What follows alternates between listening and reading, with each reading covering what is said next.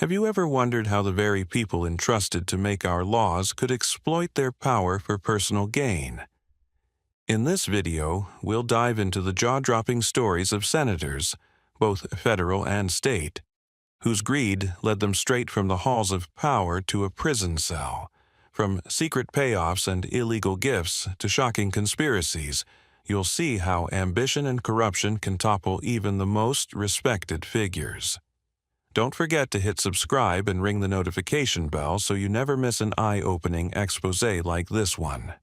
First, Bob Menendez. Bob Menendez, a powerful New Jersey Democrat and former chairman of the Senate Foreign Relations Committee, saw his nearly three-decade congressional career collapse in spectacular fashion when, on July 16, 2024, a federal jury in Manhattan found him guilty on all 16 counts of bribery, acting as an unregistered foreign agent, obstruction of justice, and extortion. Prosecutors detailed how Menendez accepted gold bars, cash, jewelry, a luxury Mercedes-Benz convertible, and other lavish gifts from two New Jersey businessmen, Will Hana and Fred Dybes, in exchange for using his senatorial influence to benefit both private entities and foreign governments of Egypt and Qatar.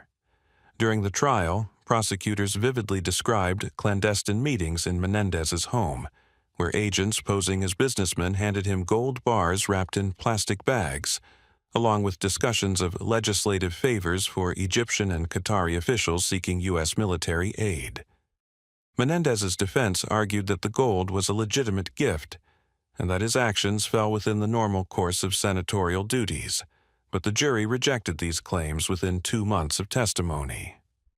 On January 29, 2025, U.S. District Judge Sidney H. Stein sentenced Menendez to 11 years in federal prison, emphasizing that somewhere along the way, you lost your way, despite his position at the apex of our political system. In addition to the prison term, Menendez was fined $750,000 and ordered to forfeit all assets derived from the bribery scheme. Menendez briefly remained free pending an appeal, but ultimately began serving his sentence in June 2025, after securing permission to attend a family event prior to reporting to prison. The scale of Menendez's fall was historic. He became the first sitting U.S. senator convicted of acting as an unregistered agent for a foreign power, and only the second senator in modern history to receive a prison sentence for official misconduct. His case exposed a web of intrigue implicating top staffers, a New Jersey law firm, and foreign liaisons, revealing how legislative influence can be subverted for personal enrichment. The conviction also triggered an ethics probe into his wife, Nadine Menendez, who faced related charges for allegedly participating in the scheme, though her trial remained pending as of mid-2025. Menendez's legacy now centers on betrayal of the public trust, illustrating how a lifetime of public service can be undone by greed. His case stands as a cautionary tale for elected officials nationwide. The highest offices offer no immunity from federal corruption statutes. 2. Harrison Arlington. Pete Williams, Jr. Harrison Pete Williams, Jr., a once respected New Jersey Democrat who served in the U.S. Senate from 1959 to 1982, abruptly saw his illustrious political career end when he became ensnared in the FBI's Abscam sting operation. In early 1980, FBI agents posing as wealthy Arab businessmen approached Williams with offers of bribes in exchange for securing government contracts and political favors. Williams was recorded accepting envelopes stuffed with cash. The FBI later estimated he took around $20,000 in exchange for promising to use his influence to facilitate a lucrative titanium mining contract. On May 1, 1981, a federal jury convicted Williams on 9 counts of bribery and conspiracy.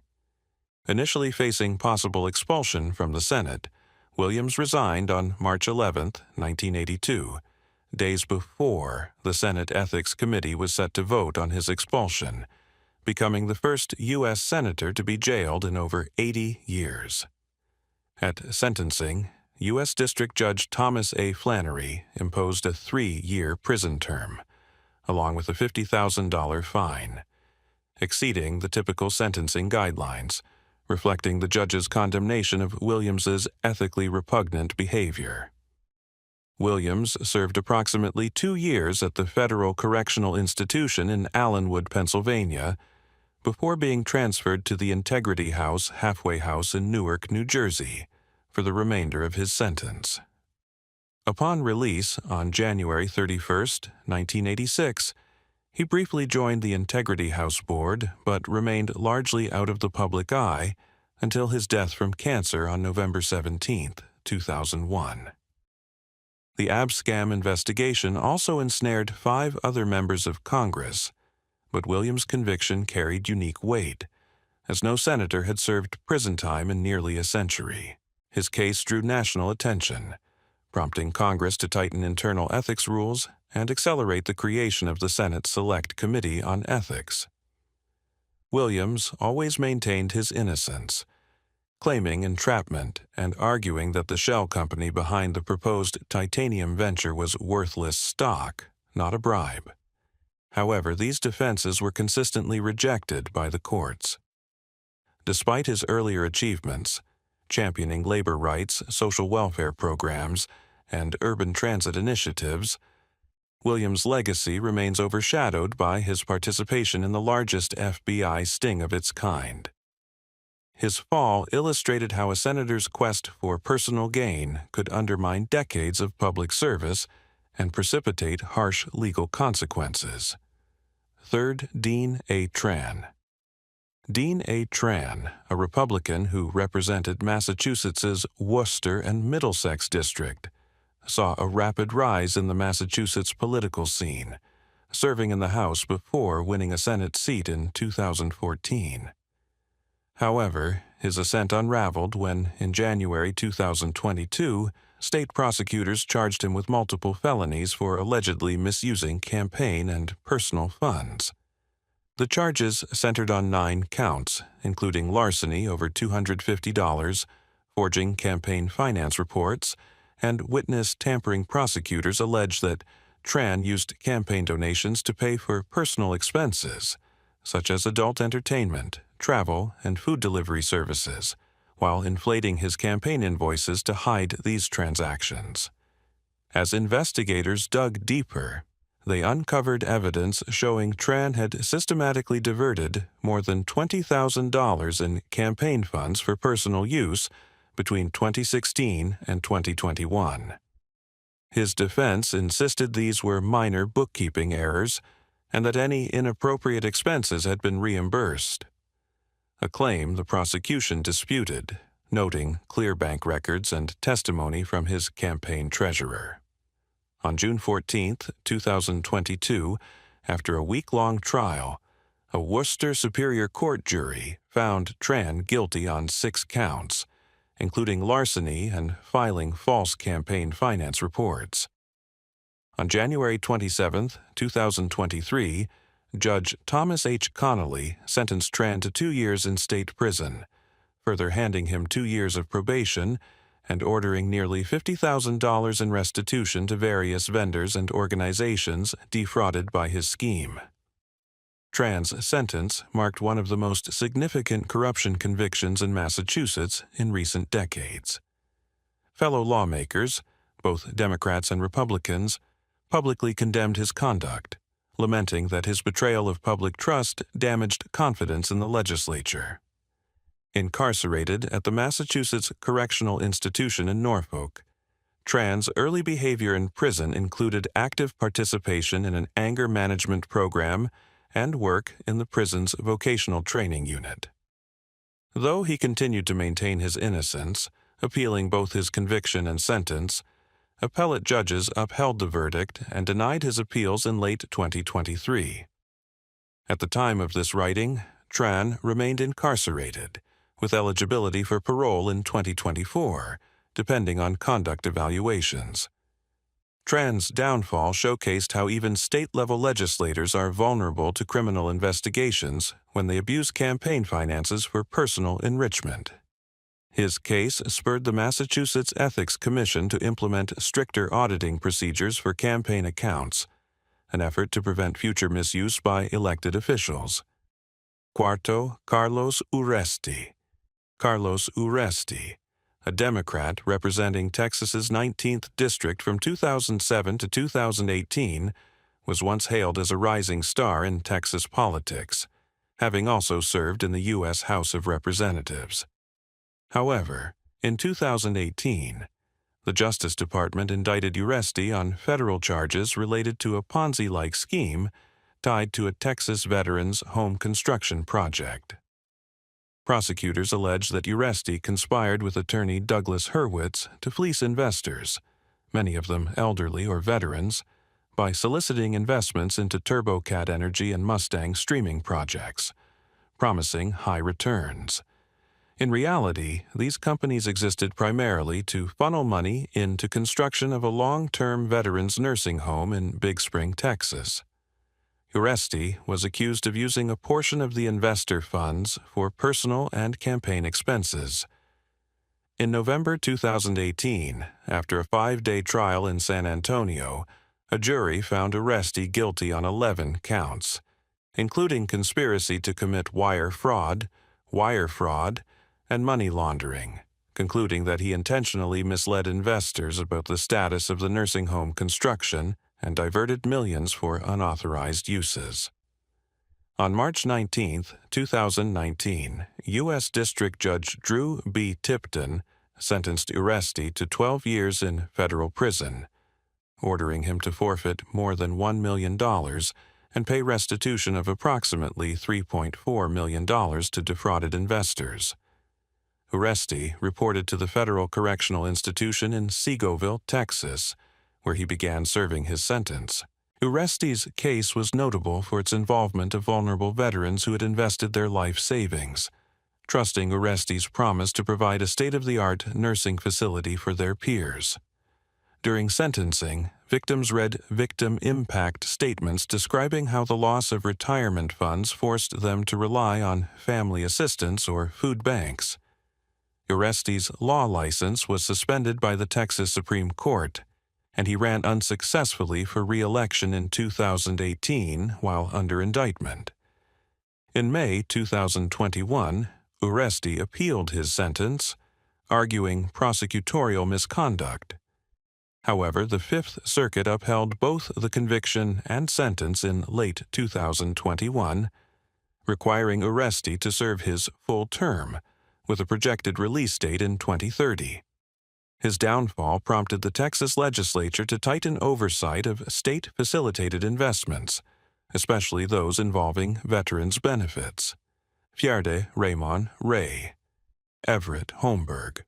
Ray Holmberg, a Republican who served in the North Dakota State Senate for 45 years, became one of the oldest and longest-serving state legislators when federal investigators uncovered his horrific exploitation of minors. Beginning around 2011, Holmberg allegedly traveled to Prague on at least 14 occasions to patronize a brothel catering to adolescent boys, paying for sex acts and videotaping these encounters. On August 11, 2022, Holmberg pleaded guilty to traveling with intent to engage in illicit sexual conduct involving minors. Prosecutors described disturbing evidence. Holmberg used the alias Sean Evans, told brothel managers he was a state senator and insisted his name not appear on any registry, and repeatedly paid minors under the age of 18 for sexual acts, in direct violation of federal law. Following his plea, on March 26, 2025, U.S. District Judge Daniel Hovland handed Holmberg a 10-year prison sentence over triple federal guidelines, citing the egregious and despicable nature of abusing political power to exploit vulnerable children.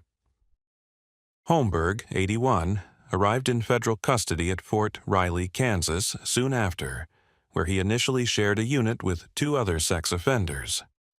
During sentencing, Victims' families read statements describing the profound trauma Holmberg inflicted, prompting Judge Hovland to remark that Holmberg's status did nothing to shield him from federal prosecution. If anything, it made his betrayal all the more shocking. The sentence also included a lifetime requirement to register as a sex offender. Holmberg's resignation from the North Dakota Senate in 2022 followed reports that linked him to text messages with a jailed man accused of child sexual abuse. A bipartisan coalition swiftly called for his immediate removal. His case became one of the most disturbing examples of a senior lawmaker abusing office for predatory behavior, galvanizing state legislators to introduce pro-child advocacy bills and tightening background checks for lawmakers. Having surrendered his pension and state benefits, Holmberg's final legacy is one of disgrace, highlighting that political longevity cannot protect individuals from accountability for crimes against the most vulnerable.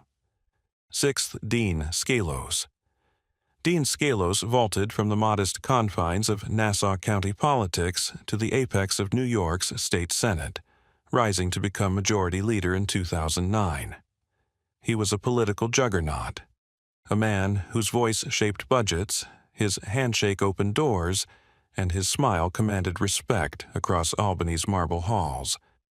But beneath the tailored suits and the polished public persona lay a seething apparatus of greed, manipulation, and brazen entitlement. By 2015, the story that would unspool in federal court exposed a grotesque tapestry of pay-to-play schemes, backroom deals, and merciless exploitation of the very citizen Skelos had sworn to serve. At the heart of his corruption lay a simple, insidious ploy, using his legislative clout to steer multi-million-dollar state contracts to companies willing to funnel cash back to him and his son, Adam Skelos. Prosecutors detailed how Skelos, in his capacity as majority leader, would cozy up to contractors, often during private dinners or in the hushed corners of his ornate office, offering them access to key state agencies if they agreed to a lucrative arrangement. In one jaw-dropping example, he is alleged to have extorted a Long Island construction firm, promising to fast-track their road paving contract in exchange for a $60,000 payment to his son.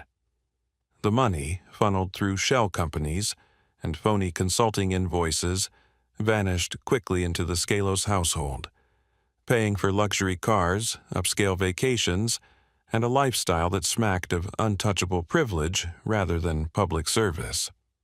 Witnesses testified that Skelos treated the state Senate like a personal ATM, issuing veiled threats that any company refusing to play ball would find their bids stalled indefinitely. Local small business owners, some of the same constituents he had campaigned for, later spoke in hushed, haunted tones about how their own proposals were unceremoniously killed after they refused to offer consulting fees to Skelos' son. In one chilling moment on the stand, a former contractor described how, at a sunlit table in a suburban restaurant, Skelos slid a handwritten note across the table, listing specific projects he demanded a cut from. The note, scrawled in Skelos' unmistakable script, read, "New arena, 10% to Adam." This wasn't politics as usual. It was a criminal enterprise masquerading under the painfully thin veneer of legislative procedure. When federal investigators finally closed in, wiretaps revealed Skelos' chillingly casual language, discussing killing projects and making calls so young men in suits could fill their pockets. Testimony painted a portrait of a man convinced of his own invincibility, certain that his position would shield him from accountability. Yet in May 2015, a federal jury saw through the facade. Skelos was convicted on charges of extortion, bribery, and obstruction of justice. Sentencing came swiftly. On October 23, 2015, he received a sentence of 5 years and 10 months in federal prison, plus a hefty $1 million forfeiture. The judge, in a withering rebuke, called Skelos' actions a grotesque betrayal of public trust, emphasizing that this was not the work of a misguided novice, but the deliberate, calculating corruption of a man who once held one of the highest offices in the state.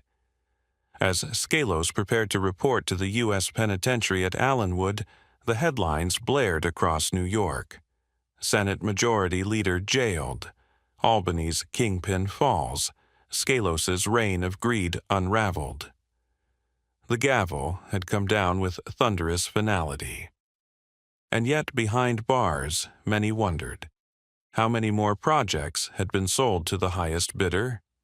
How many families faced crushed dreams because they couldn't bribe the right person?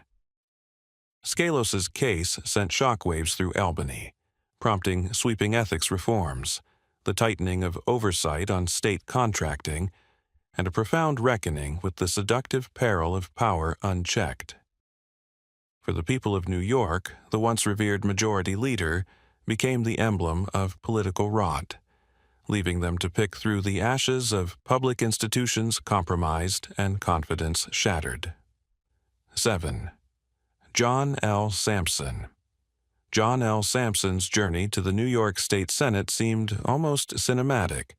The son of a Bronx bus driver who rose bright and driven through City University of New York, then Harvard Law, he projected an aura of intellect, ambition, and unwavering loyalty to his community. In 1997, at just 30 years old, Sampson won a seat representing Central Brooklyn, winning plaudits for his youth, his eloquence, and his commitment to urban renewal. For over a decade, his name was synonymous with progressive policies, crime reduction initiatives, and economic revitalization programs that attracted millions in state funding. But behind the fog of public praise lurked a darker tale, one of greed so potent it matched the most sordid crimes of the underworld. The probe into Sampson's downfall began in 2014, when federal investigators grew suspicious of the unusually close relationship between Sampson and a local defense attorney named Samuel Lyon Burke, notorious for representing criminal defendants across Brooklyn. Whispers circulated that Sampson was wielding his office to steer cases toward Burke's firm at inflated billable rates, effectively padding the pockets of his political ally. Court documents later revealed that Sampson threatened judges and court officers, using veiled references to his influence over legislation and budgets to pressure them into recommending Burke's firm for lucrative contracts. One judge testified that Sampson, in a private meeting outside an ornate Brooklyn Borough Hall, had slammed his palm on the mahogany conference table and said, "Do what I say, or your budget's next. We both know how Albany works." But the corruption did not stop with inside influence. Federal wiretaps captured chilling admissions. Sampson joking about feeding the beast as he collected check after check directed to Burke's firm, checks which, in turn, circulated back to Sampson via ghost-written campaign materials and phony consulting fees. Investigators uncovered a paper trail showing Sampson billing $12,000 per month to Burke Enterprises for legislative advice, despite Burke's admitted lack of legislative expertise. In total, prosecutors alleged that Sampson had funneled nearly $200,000 in public funds to Burke's operation, insisting those dollars were justified because Sampson delivered votes for the firm. Meanwhile, neighborhood projects languished unfunded, and constituents who once cheered Sampson's name would later tell reporters they felt violated, like trusting children learning their hero was a charlatan. In July 2015, a federal grand jury indicted Sampson on charges of obstruction of justice and lying to the FBI, charges that swiftly escalated when, in March 2016, he was arrested on 9 additional counts, including conspiracy to commit murder. Yes, murder. A chilling footnote in the indictment alleged Sampson had asked an associate to arrange a hit on a potential witness threatening to expose the Burke scheme. Though the murder conspiracy charge would be dropped at trial, Just the presence of such an accusation rocked Albany, raising the specter of a state senator capable of orchestrating violence to protect his illicit empire. On March 11, 2016, as Sampson stood before Judge Kyo A. Matsumoto in the Eastern District of New York, the true extent of his fall became clear. He was convicted on 2 counts of obstruction and 1 of false statements. During sentencing, prosecutors painted Sampson as a wolf in shepherd's clothing, a man who used his legislative office not to uplift constituents, but to line his own pockets and arrange for violent intimidation of dissenters. On June 10, 2016, he was sentenced to 5 years and 4 months in federal prison, barred from ever holding public office again, and ordered to pay $337,000 in restitution. For Brooklyn's political scene, a shockwave. One moment, Sampson was delivering speeches about criminal justice reform. The next, he was shackled and led away, his reputation in tatters. Sampson's case prompted urgent reviews of Senate oversight, tightened rules around contracts with politically connected firms, and a sobering realization: even the most celebrated champions of reform can fall prey to the lure of absolute power. His name, once chanted on stoops and street corners, became a cautionary tale. A reminder that corruption can eat away at the very soul of democracy, leaving behind only ruin and shattered trust. 8th, David Durenberger. David Durenberger, once the affable Father Time of the U.S. Senate, carved out a reputation as a fiscal watchdog who prided himself on pragmatic bipartisanship. Elected in 1978 to represent Minnesota, he ascended to become chairman of the Senate's Special Committee on Aging and served as a key player in healthcare reform. His affable Midwestern demeanor and penchant for $100 suits won him friends on both sides of the aisle. Yet, by 1990, reports surfaced that Durenberger had exploited his high office not to lift his constituents, but to fill his own bank accounts through brazen ethical violations. Investigators first raised eyebrows when Durenberger's Senate office, ostensibly focused on helping seniors, was discovered funneling hundreds of thousands of dollars in staff salaries to his personal accounts. Court documents revealed he had redirected $150,000 in campaign contributions to pay for family vacations, luxury cars, and high-stakes poker debts, a lifestyle that screamed more Wall Street tycoon than public servant. Even more damning was the revelation that he had solicited lavish gifts from pharmaceutical companies. Expensive golf outings, luxury box tickets to Vikings games, and a suite of cash payments disguised as consulting fees. One company executive testified that he had flown Durenberger to Palm Springs on a private jet in exchange for steering favorable legislation toward pharmaceutical interests. When the Senate Ethics Committee launched a formal investigation in 1990, Durenberger initially denied wrongdoing, portraying himself as a victim of political vendettas. But internal memos and bank statements exposed a different truth, one of calculated deception. In 1995, Durenberger pleaded guilty to a misdemeanor charge of misuse of public funds, acknowledging that he had used Senate stationery to solicit donations, accepted unauthorized gifts, and filed false campaign finance reports. Though the charges fell short of felony, the disgrace was monumental. He faced a $25,000 fine and was censured by the Senate in July 1990, an unprecedented punishment that left him stripped of his committee chairmanship and political capital. Durenberger's fall from grace resonated across Capitol Hill. Journalists dubbed him Senator 911, referencing the late-night phone calls he made to solicit undisclosed donations. In sentencing, U.S. District Judge Diana Gribben-Motz remarked that no one is above the law, emphasizing that Durenberger's breach of public trust was aggravated by the fact he once led efforts to protect vulnerable senior citizens. Though never sentenced to prison time, His plea deal spared him incarceration. The shadow of scandal haunted him. He resigned from the Senate in December 1995, declaring he could no longer serve effectively under the weight of the censure. Even outside prison walls, his name became synonymous with hypocrisy. The man who championed aging Americans' welfare had pilfered their trust for personal luxury. For Minnesota, the betrayal cut deep. Durenberger had been a fixture in the state's political landscape, his presence in Washington a source of pride. His case spurred Minnesota lawmakers to strengthen ethics oversight and led to the creation of stricter guidelines governing gift disclosures by public officials. Moreover, his censure by the very body he once helped to lead served as a stark warning to other senators.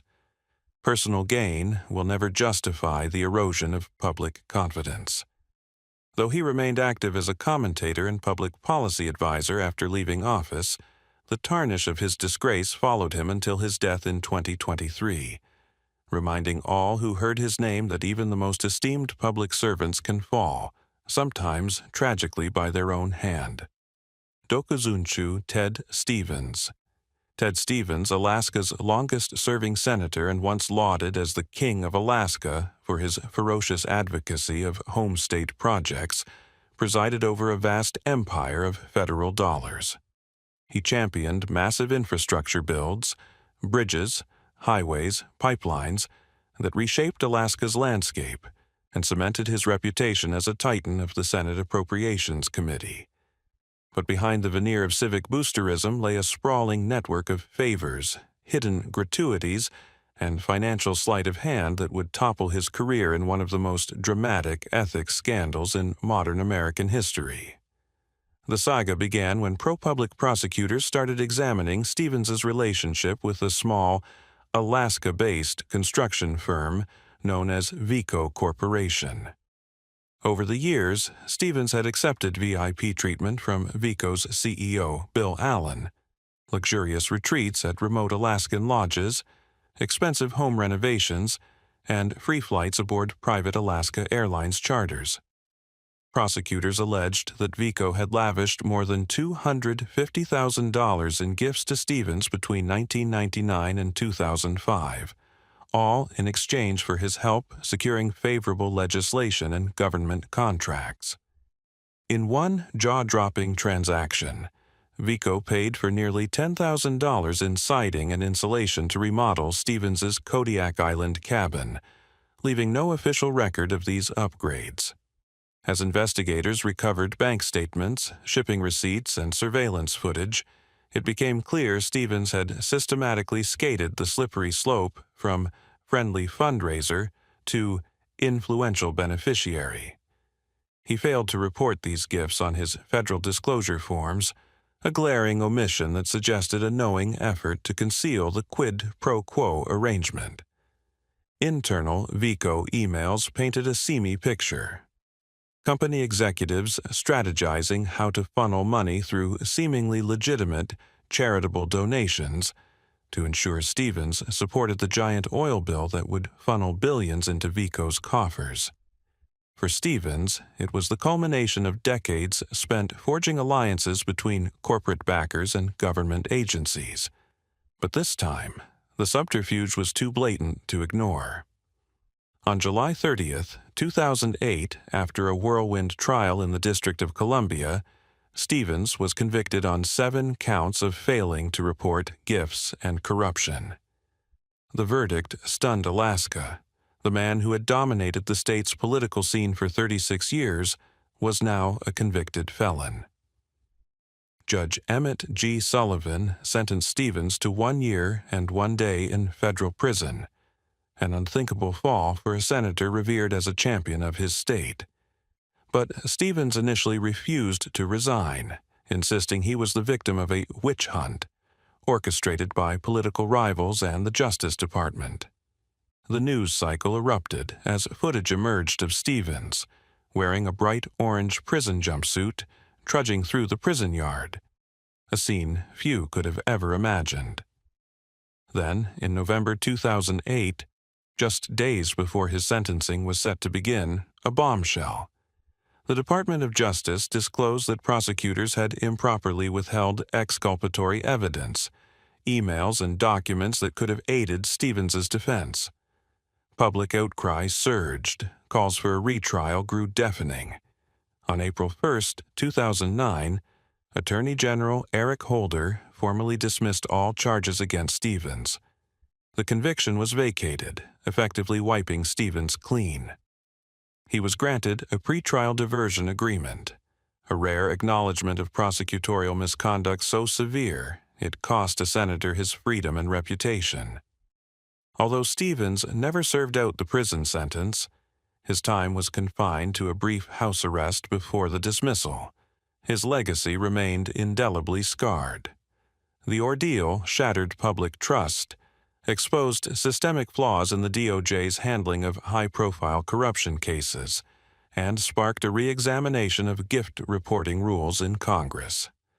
Many Alaskans felt a profound sense of betrayal. The senator who once shaped their destiny now stood exposed as a man willing to blur ethical lines for personal and political gain. Stevens attempted a comeback in 2010 but was defeated, his influence waning as the scandal's shadow loomed large. In the end, the Ted Stevens saga stands as a parable of hubris, a towering figure felled not by an opponent's bullet, but by a lifetime's accumulation of unchecked power, unreported luxuries, and the mistaken belief that his political capital could insulate him from consequence. His name, once etched on projects from the Trans-Alaska Pipeline to Alaskan research grants, is now synonymous with the perilous intersection of greed and governance, a legacy as chilling as any Arctic winter. 10th Kay Bailey Hutchison. Kay Bailey Hutchison's political ascent was the stuff of Texas legend, a trailblazing woman in a male-dominated arena, known for her fierce commitment to fiscal responsibility and strong advocacy on defense issues. Elected state treasurer at just 31, and then to the U.S. Senate in 1992, she seemed untouchable. Her reputation built on principled conservatism and a knack for crossing party lines when it served her constituents. But in the summer of 1993, Hutchison's image took the most precarious of turns when a federal grand jury indicted her on ethics charges related to actions while she was Texas state treasurer. Although she would ultimately avoid conviction and prison, the shadow of those allegations still reverberates as a cautionary tale about how political ambition and personal loyalty can blur ethical boundaries. At the heart of the allegations was a claim that Hutchison had abused her office to benefit a private family friend, real estate developer John Brian Francis, in violation of state ethics statutes.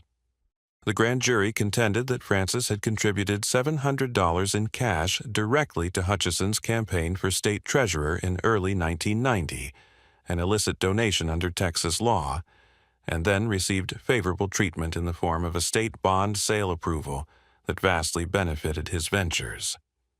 Prosecutors charged that Hutchison's office had intervened to expedite a $50 million public finance bond issue that allowed Francis's company to refinance high-interest debt at much lower rates, saving him tens of thousands of dollars. In turn, the accusation went, Hutchison's acquisition of that illegal campaign contribution showed that she had prioritized a friend's gain over the public's interest. As headlines blared, Hutchison faced immediate and intense scrutiny. The Texas State Senate Ethics Committee launched its own probe.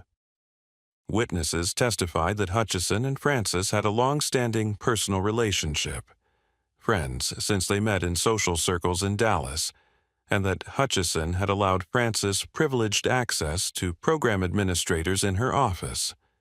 In essential detail, prosecutors alleged that Hutchison personally overrode Ouachita Regional Bond Board staff recommendations and pushed for exceptions in state bond regulations to accommodate Francis's financing plan. These allegations, if true, would have represented a clear misuse of her official power for someone's private enrichment, one of the cardinal sins in public service. For Hutchison, the ordeal was both a personal and political trial by fire. She unyieldingly proclaimed her innocence, insisting that Francis's donation had been a misunderstanding, that she neither knew of its improper nature nor had directed the bond approval process.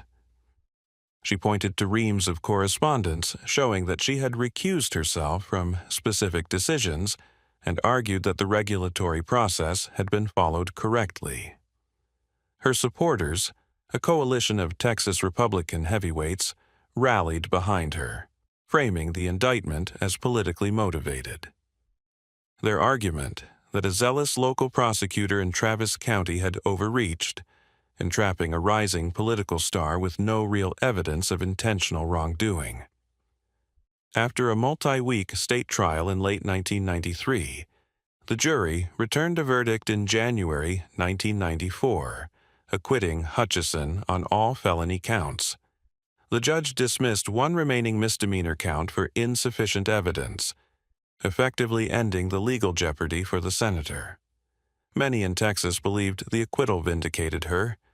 The trial transcripts showed there was little direct documentation that Hutchison had explicitly ordered any regulator to bend the rules, and the prosecution's star witness, a former Hutchison aide, had inconsistent testimony. Although voters and colleagues breathed a collective sigh of relief, the damage was not easily undone. Her reputation, once pristinely upright, was now marked by whispers of impropriety. For the first time in her career, constituents and donors viewed her through the lens of suspicion. Though she avoided prison, the psychological toll was acute.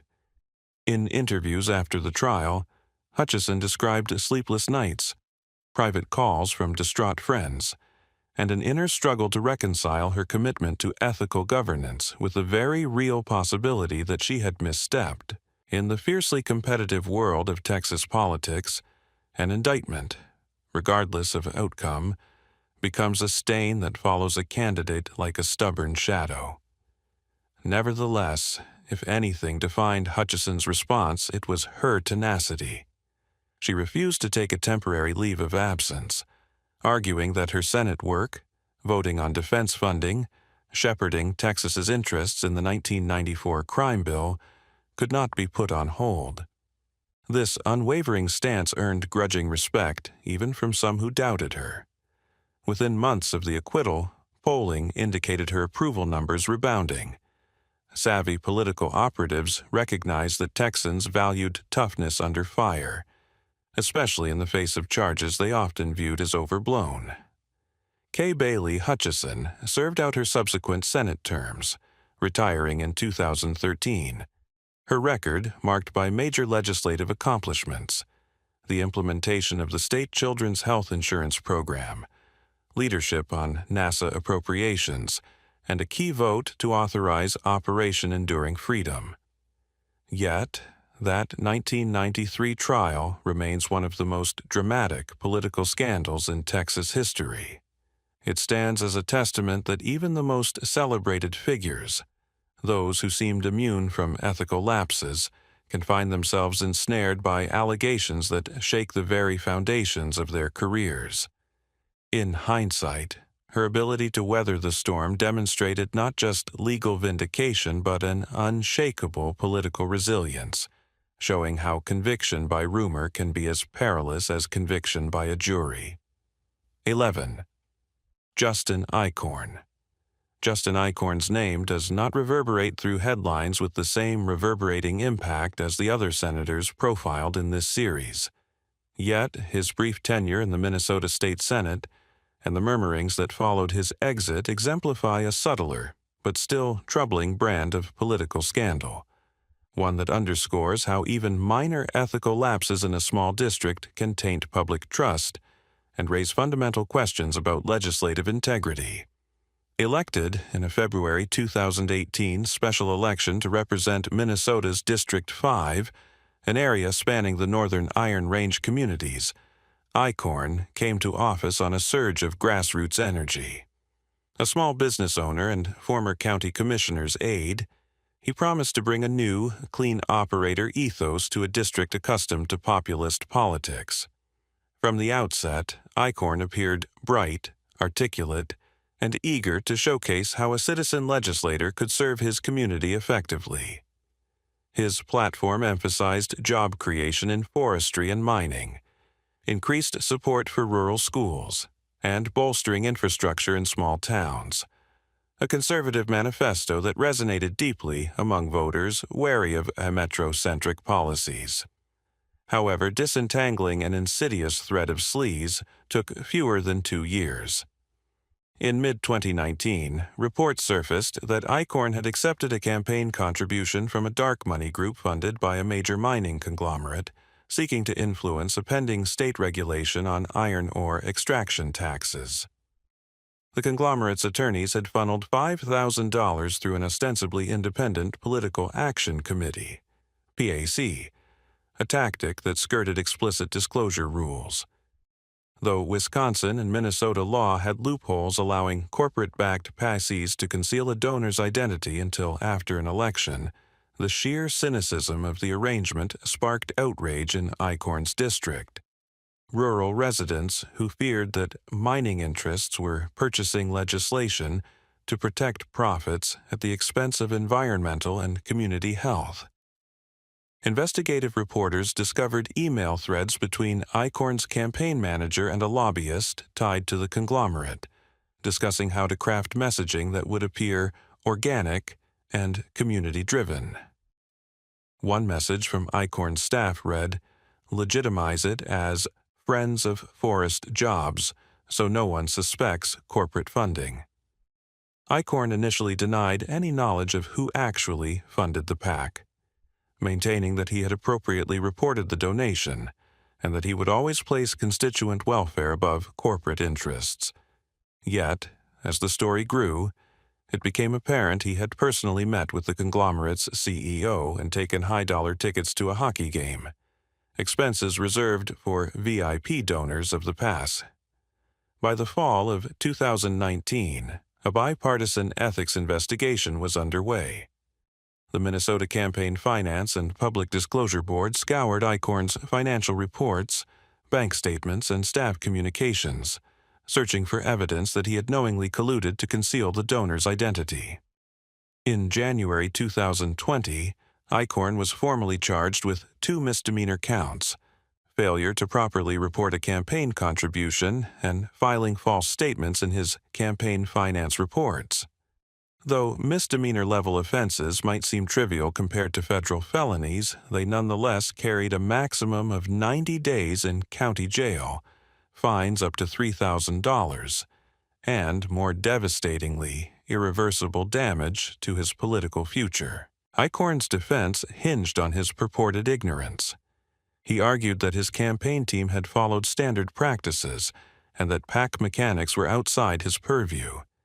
He insisted that he had done everything I was told to comply with disclosure. But internal emails, uncovered through a narrow search warrant on his campaign manager's laptops, showed Eichorn had explicitly signed off on social media posts framing the donation as community-supported, despite full knowledge of its corporate origins. When the Star Witness, his own campaign treasurer, testified that Eichorn had pressured him to take care of the books without asking too many questions, the veneer of innocence shattered. In June 2020, Eichorn pleaded guilty to both counts. At sentencing, Judge John P. Smith painted a grim picture. Minnesota's trust in its legislators must be earned, and part of that trust is absolute candor about where your funding comes from. Mr. Eichorn betrayed that trust for a few $1,000s.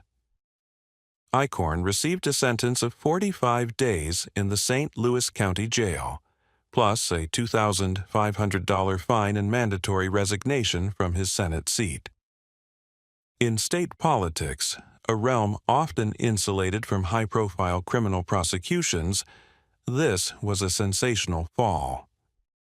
Local newspapers headlined, "Rural Lawmaker Sentenced for Campaign Fraud," juxtaposed Eichorn's mugshot with his farmstead background image, underscoring the dramatic shift from small-town hero to convicted felon.